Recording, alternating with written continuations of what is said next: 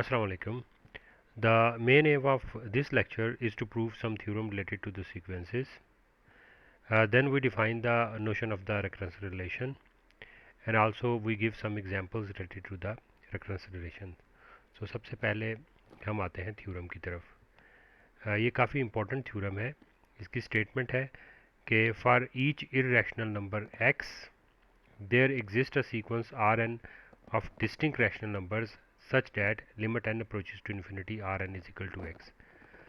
इस थ्योरम में अगर यहाँ पर इरेशनल नंबर x की बजाय रियल नंबर x भी लिख दिया जाए तो फिर भी इसकी स्टेटमेंट और इसका प्रूफ जो है वो बिल्कुल इसी तरीके से रहता है, क्योंकि उसके ऊपर ऐसा कोई फ़र्क नहीं पड़ता. लेकिन चले हम इसी लिहाज से करते हैं इसको. अगर पर्टिकुलर कोई आप इरेशनल नंबर लेते हैं, जैसे कि आप देखें कि अगर हम स्क्वायर रूट 2 की बात करें तो स्क्वायर रूट 2 को अगर हम डेसिमल फॉर्म में लिखते हैं तो ये हमारे पास अगर आप कैलकुलेटर से फाइंड करें तो आएगा 1.414213 and up to so on. क्योंकि ए रैशनल है तो आगे हम जो non terminating non reacting decimal होंगे.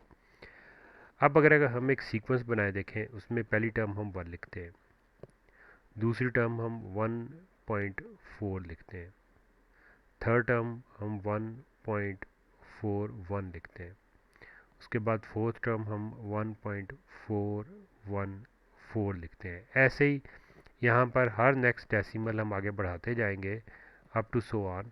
तो आप नोट करेंगे कि ये सीक्वेंस हमारे पास स्क्वायर रूट 2 को कन्वर्ज करेगा.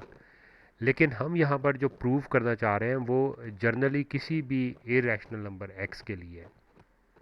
तो इसका प्रूफ हम कैसे शुरू करते हैं, देखें कि हमारे पास x जो है एक इरेशनल नंबर है, और अगर हम इसमें 1 ऐड करेंगे तो x प्लस 1 जो है that will be another irrational number. But important thing is that x and x plus 1 are then two different irrational numbers are real numbers. We said जाहिर सी बात है कि जो इरेशनल नंबर होंगे वो रियल नंबर भी होंगे. यही रीज़न थी मैं आपको यहाँ कह रहा था कि अगर यहाँ पर रियल नंबर भी लिख दिया जाए तब भी ये थ्योरम जो है वो होल्ड करता है. सम टाइम जो है इस थ्योरम को यूँ भी देखा जाता है कि क्योंकि रैशनल नंबर के सीक्वेंसेस जो हैं वो कन्वर्ज कर रहे हैं इरेशनल नंबर को, तो हम कहते हैं कि सेट ऑफ रैशनल नंबर्स के साथ हम सेट ऑफ रियल नंबर को भी जनरेट कर सकते हैं. इस थ्योरम को बाज़ दफ़ा इस तरीके से भी कहा जाता है. लेकिन चले प्रूफ को देखते हैं अभी हम, कि हमने दो नंबर कंसीडर कर लिए. अब हमने डेंसिटी थ्योरम किया था कि between any two real number there exist a rational number. So we set this rational number is R1 such that we write in this way R1 is between x and x plus 1. अगर मैं real line के ऊपर इसको draw करूँ, आप देखें तो ये मैं फ़र्ज़ करें ये कोई रियल लाइन कंसीडर कर लेता हूँ. इस तरीके से इसको कर लेता हूँ कि ये अगर x है और ये दूसरा नंबर जो है हमारे पास x प्लस 1 है, और R1 आप पूरे इन x और x प्लस 1 के दरमियान किसी भी जगह पर ड्रा कर सकते हैं. फ़र्ज़ कीजिए मैं इस जगह पर R1 को लिख लेता हूँ.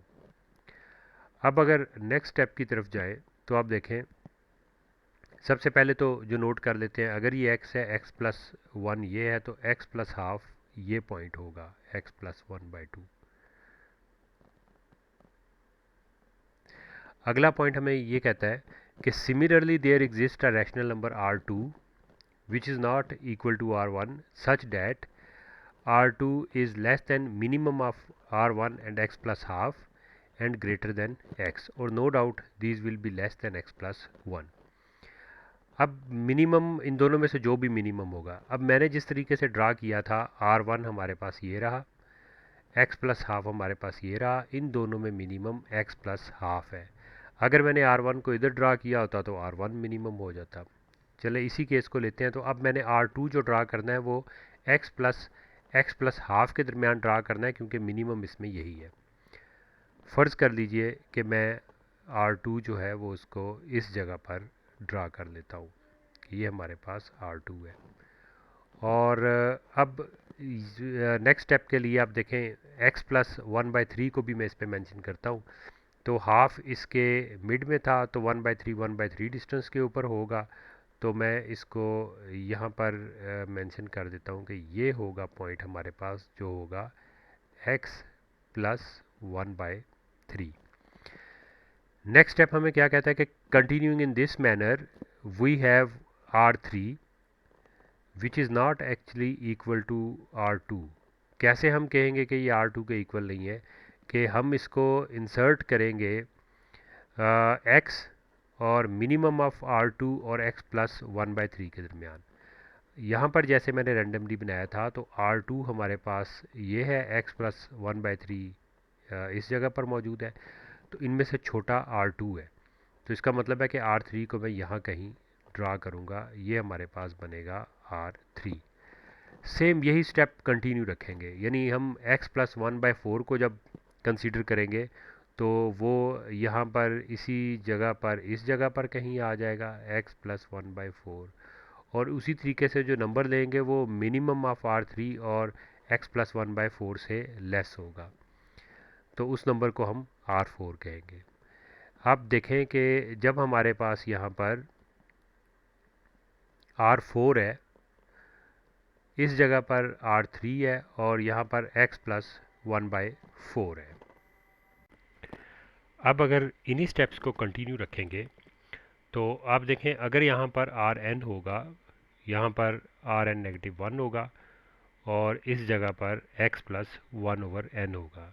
देखें ना, जैसे हमने प्रीवियस स्लाइड जो थी उसमें था कि x इज़ लेस दैन, यहाँ पर R4 था, this is less then minimum of, इस जगह पर R से कम था R3 और दूसरा था x प्लस 1/4।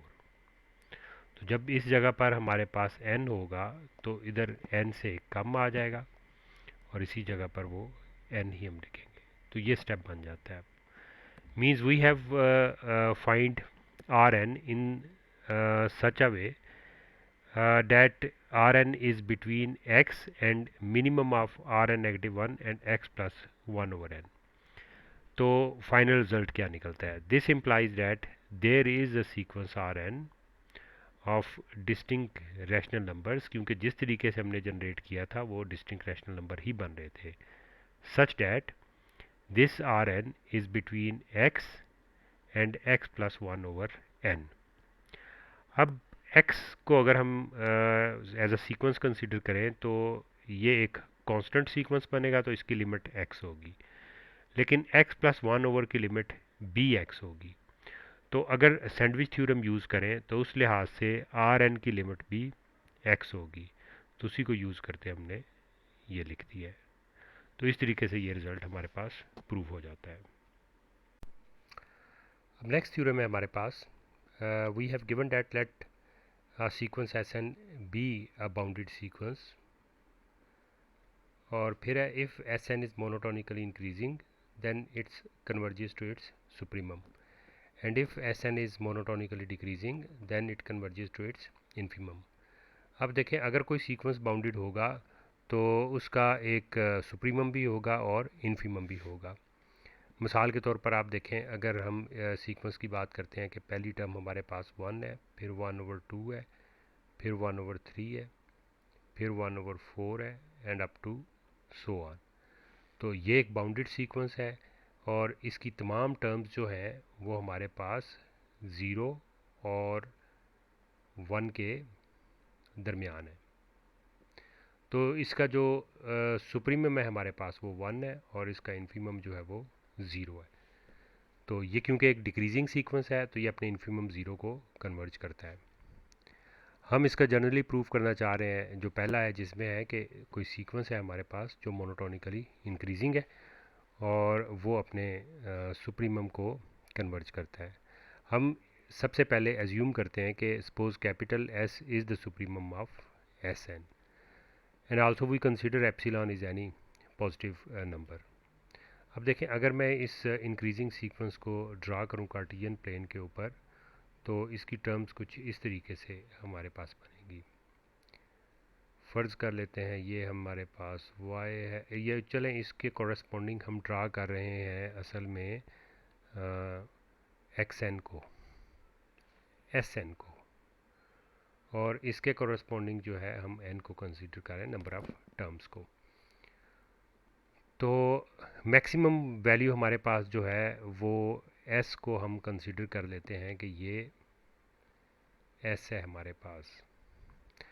अब क्योंकि सीक्वेंस हमारे पास इंक्रीजिंग है, तो फर्स्ट टर्म अगर हम इसकी इस जगह पर ड्रा करेंगे तो नेक्स्ट टर्म उससे ऊपर होगी, फिर उससे ऊपर, फिर उससे ऊपर, फिर उससे ऊपर, ऐसे ही ऊपर ऊपर टर्म्स जो है वो ड्रा होती रहेंगी, लेकिन ये जितनी भी टर्म्स हैं कभी भी s से ऊपर नहीं जाएंगी। अब नेक्स्ट हमारे पास क्या रिज़ल्ट है कि हम कहते हैं कि there exist S N naught such that S minus epsilon is less than S N naught. अगर एप्सिलॉन कोई पॉजिटिव नंबर है, सबसे पहले तो हम मेंशन करते हैं कि एस माइनस एप्सिलॉन क्या होगा। आप देखें ये सब्ट्रैक्ट करेंगे तो आ जाएगा एस माइनस एप्सिलॉन। अब अगर हम इसी लाइन को कंप्लीट इस तरीके से खींच लेते हैं तो आप देखें कि यहाँ पर एक टर्म होगी जो कि एस एन नॉट होगी इस जगह पर, यानी एन नॉट के बाद, कि उसके बाद जितनी भी टर्म्स हैं वो तमाम की तमाम एस माइनस एप्सिलॉन से बड़ी होंगी।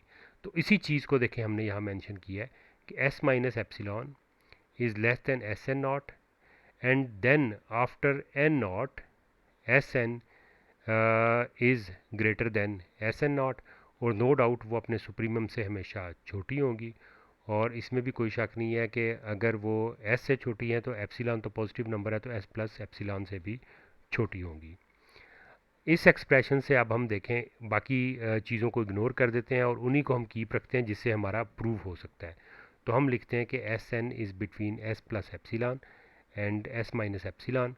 इसको मॉड फॉर्म में लिखेंगे तो रिज़ल्ट आ जाता है हमारे पास S N minus s is less than epsilon for n is greater than n naught. So ultimately this is equivalent to writing this limit. तो यूँ हमारे पास ये रिज़ल्ट प्रूव हो जाता है। सिमिलरली सेकंड पार्ट इसका इसी तरीके से है, इसको खुद देखिएगा। इसमें हम इन्फीमम वाला केस जो है वो कंसिडर करते हैं। नेक्स्ट हमारे पास क्वेश्चंस हैं। इनमें से कुछ क्वेश्चंस तो प्रीवियस जो हमने थ्योरम किया है उसको ही सिर्फ अल्टरनेटिंग स्टेटमेंट के तौर पे लिखा गया है, लेकिन कुछ ऐसे हैं जो नए हैं, तो इनको ट्राई कीजिएगा, क्योंकि एज अ क्वेश्चन लिखा गया है तो ये आप ही के लिए लिखेंगे। Next we have the notion of recurrence relation.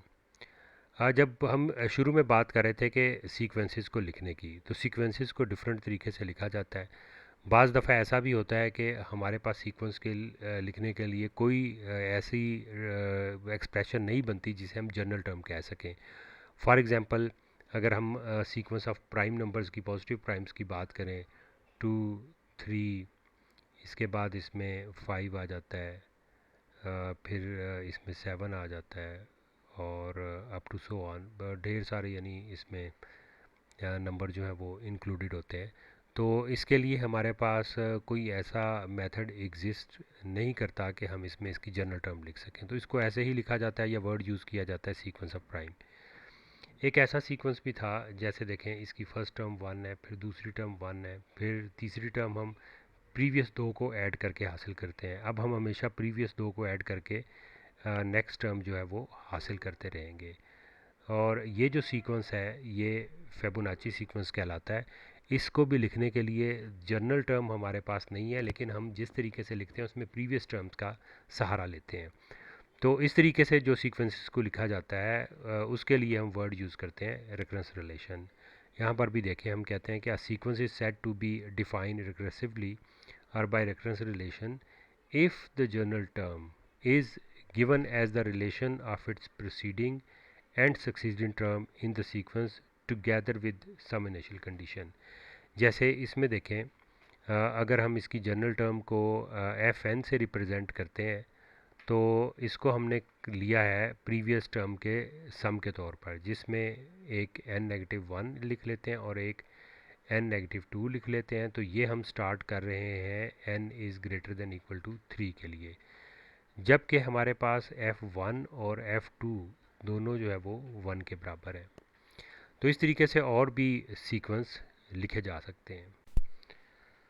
First example इस हवाले से हमारे पास है कि हमारे पास एक सीक्वेंस है जिसकी first term is greater than 1, और टी एन को इस तरीके से डिफ़ाइन करते हैं कि T N plus one is equal to 2 - 1/Tn for n is greater than equal to 1।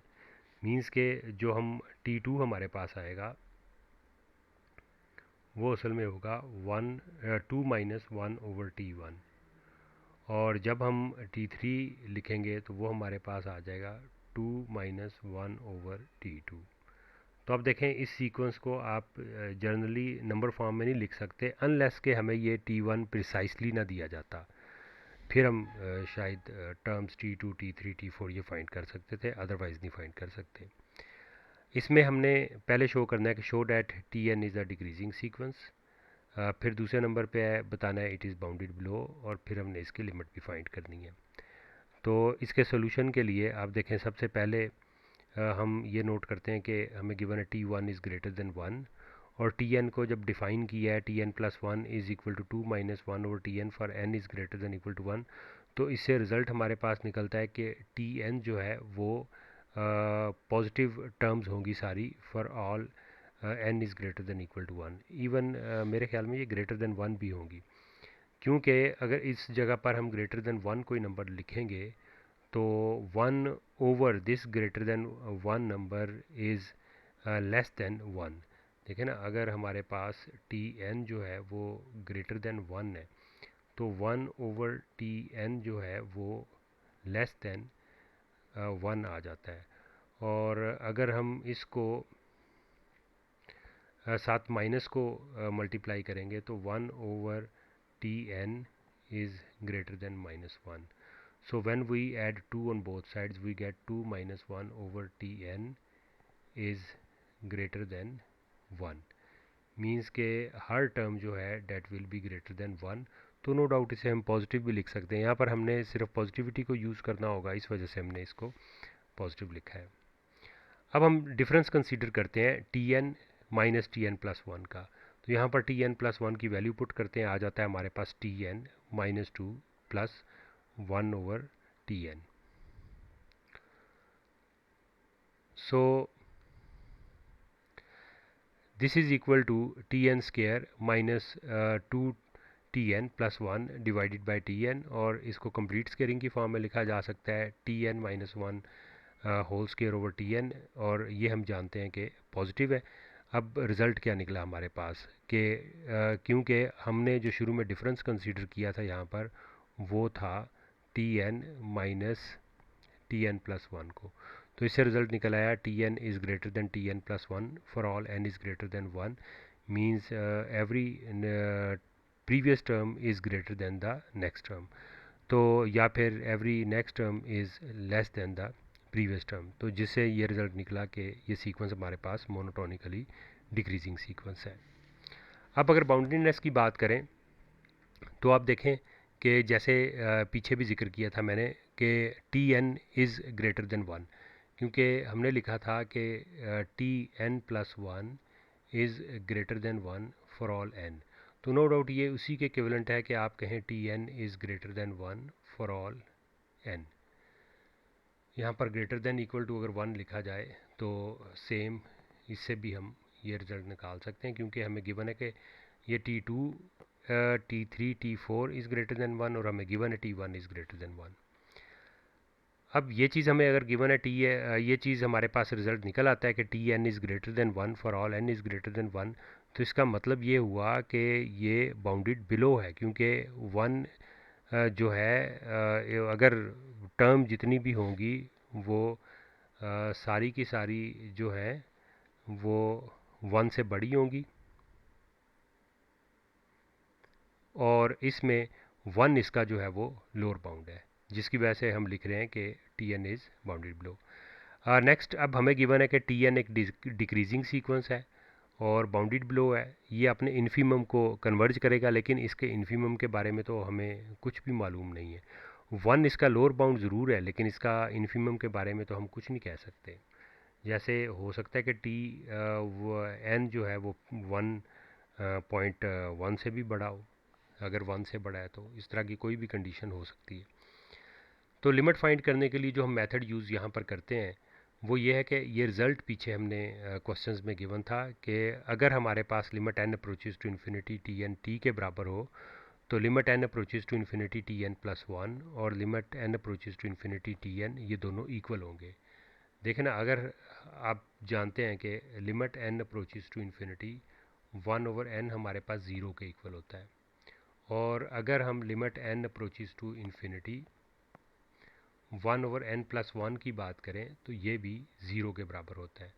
तो इसमें नोट करें कि अगर इस टर्म को हम टी एन से रिप्रेजेंट करते हैं तो ये वाली टर्म असल में Tn+1 है। तो इस रिज़ल्ट को यूज़ करने से आगे मुराद ये है कि यहाँ पर तो हमने Tn+1 की वैल्यू पुट कर दी जो आगे 2 - 1/Tn, और राइट साइड पे हमारे पास इसी तरीके से limit N approaches to infinity Tn रहा। अब लिमिट क्योंकि इसको डिस्ट्रीब्यूट किया जा सकता है डिफरेंस में, तो 2 के ऊपर कोई इफेक्ट नहीं होगा। इस Tn की लिमिट को हम सपोज कर चुके हैं वो t के बराबर है, और इस लिमिट को भी हम t के बराबर सपोज कर चुके हैं। तो ये रिज़ल्ट हमारे पास बनेगा 2 - 1/t इजिकल टू t, और इसको जब हम सिंप्लीफाई करेंगे एलसीएम लेकर तो रिज़ल्ट हमारे पास आ जाएगा 2t - 1 is equal to t square. Ultimately this gives us t square minus 2t + 1 equal to 0, और कंप्लीटिंग स्केयर से आ जाता है t - 1 होल स्केयर इज 0, और इससे आ जाता है t इजिकल टू 1। इसका मतलब है कि जो सीक्वेंस हमें गिवन है उसकी लिमिट 1 के बराबर है। नेक्स्ट क्वेश्चन इसी तरीके से देखें। हमें गिवन है कि टी एन जो है that is a positive term sequence, पहली चीज़ ये। और दूसरे नंबर पर हमें गिवन है पॉजिटिव टर्म सीक्वेंस का मतलब ये है कि T n is greater than zero for all n, और दूसरा हमें रिलेशन गिवन है कि 4Tn+1 is equal to 2/5 - 3Tn for all n is greater than equal to 1, so we have to find the limit. इसमें जो तरीक़ाकार हम इस्तेमाल करेंगे वो यही है कि हम लिखते हैं as we know limit n approaches to infinity Tn+1 is equal to limit n approaches to infinity Tn, and we say it is a t। अब हमारे पास ये जो 4Tn+1 इक्वल गिवन है 2/5 - 3Tn, तो ये हमें इम्प्लाई करेगा कि limit n approaches to infinity 4Tn+1 is equal to limit n approaches to infinity 2/5 - 3Tn। अब 4 एज अ कांस्टेंट जो है इस पर लिमिट अप्लाई नहीं होगी, Tn+1 पे लिमिट अप्लाई होगी, तो हमारे पास सपोज किया हमने ये t के बराबर है। इसी तरीके से 2/5 कांस्टेंट है उसके ऊपर लिमिट अप्लाई नहीं होगी, एज इट इज़ आ जाएगा। -3 कांस्टेंट है, Tn पे लिमिट अप्लाई होगी तो ये आ जाएगा 3t। यहाँ पर भी 4 हमारे पास आएगा, और इसको लिखा जा सकता है आगे 7t इज़ इक्वल टू 2/5, और यूँ हमारे पास t की वैल्यू जो है वो इक्वल होगी 2/35। तो ये आंसर होगा। इसी मेथड को यूज़ करते हुए आप नेक्स्ट क्वेश्चन भी सॉल्व कर सकते हैं, लेकिन इसमें ये ख्याल कीजिएगा, इसमें देखिए 3 हमें गिवन है, un+1 un और un-1, और n is greater than equal to 1 है। तो वैसे यहाँ पर मेरे ख्याल में n ग्रेटर देन 1 होना चाहिए था, तब ये सही वैलिड रहता है, क्योंकि यहाँ पर n-1 होने की वजह से जब n की वैल्यू अगर 1 पुट कर देंगे 0 आ जाएगा, तो नो डाउट सीक्वेंस तो फिर भी बन जाता है u0 u1 u2 u3, लेकिन ज़्यादातर हम ये कंसीडर नहीं करते, तो इस लिहाज से बेहतर है 1 ले, तो मीन्स 2 से ये स्टार्ट होगा फिर यहाँ पर। लेकिन आप देखें जो भी हो, इसमें जो हम रिज़ल्ट यूज़ करेंगे असल में वो ये है कि अगर लिमिट हम इसमें n approaches to infinity un+1 और limit n approaches to infinity और un, और नेक्स्ट हमारे पास limit n approaches to infinity un -1 hold करेगा, क्योंकि जब हम n ग्रेटर देन 1 से स्टार्ट करेंगे तो ये तमाम की तमाम लिमिट को आप u के इक्वल से कह लें, और फिर क्वेश्चन जो है जैसे ऊपर सॉल्व किया उसको उसी तरीके से सॉल्व करने की कोशिश करें। नेक्स्ट क्वेश्चन है हमारे पास कि the Fibonacci numbers are f1 is equal to f2 is equal to 1 and for every n is greater than equal to 3, fn is defined by the recurrence relation fn is equal to fn negative 1 plus fn negative 2। जैसा कि ऊपर भी मैंने जिक्र किया था, ये sequence की टर्म्स अगर निकालेंगे तो ये हमारे पास सीक्वेंस बनेगा। इस सीक्वेंस के बारे में अगर आप और इन्फॉर्मेशन चाहते हैं तो आप इसी नाम से सर्च करें, या फिर गोल्डन रेशो के लिहाज से या गोल्डन नंबर के हवाले से सर्च करें, तो आप देखेंगे कि आपको बेतहाशा रिज़ल्ट मिलेंगे इंटरनेट के ऊपर। और इस सीक्वेंस की बहुत ज़्यादा एप्लीकेशंस हैं मेडिकल साइंसेस के अंदर और एग्रीकल्चर के अंदर। इसकी लिमिट फाइंड करने के लिए आप सबसे पहले तो देखें कि हमें जो गिवन है वो है f n is equal to f n negative 1 और प्लस एफ एन नेगेटिव 2। हमने जो लिमिट फाइंड करनी है f n over f n negative 1 है, तो हम इसको लिख लेते हैं, क्योंकि ये सीक्वेंस जो है वो नॉन ज़ीरो है, तो इस वजह से इसको लिखा जा सकता है f n over f n negative 1 is equal to 1 plus f n minus 2 over f n negative 1। Further इसको लिखा जा सकता है f n over f n negative 1 is equal to 1 plus 1 over f n negative 1 over f n negative 2। ये आ जाए। अब अगर हम फ़र्ज़ कर लेते हैं कि लेट जो एफ एन हमारे पास है वो इक्वल है capital f n over f n negative 1 के, तो आप देखेंगे कि हमारे पास ये जो टर्म है ये फिर स्मॉल एफ एन नेगेटिव 1 के इक्वल होगी। Is equal to f n negative 1 over f n negative 2 के। अब जब हम फ़र्ज़ करेंगे आल्सो लेट लिमिट एन, चलें सबसे पहले इसको एक दफ़ा इस स्टेप की तरह लिख लेते हैं इस तरीके से कि this gives f n is equal to 1 plus 1 over f n negative 1। अब फिर एज्यूम कर लें no let limit n approaches to infinity fn is equal to limit n approaches to infinity fn negative 1 and this is equal to f।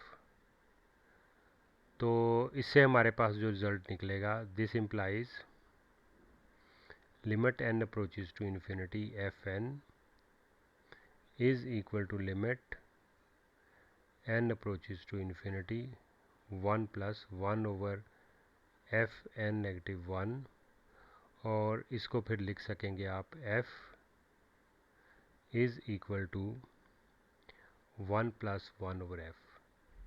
इसको solve करें, इससे आपके पास quadratic equation आएगी।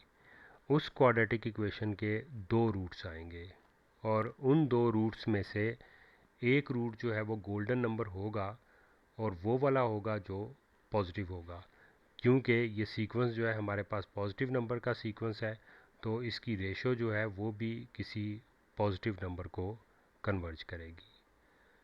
तो thank you very much for your attention.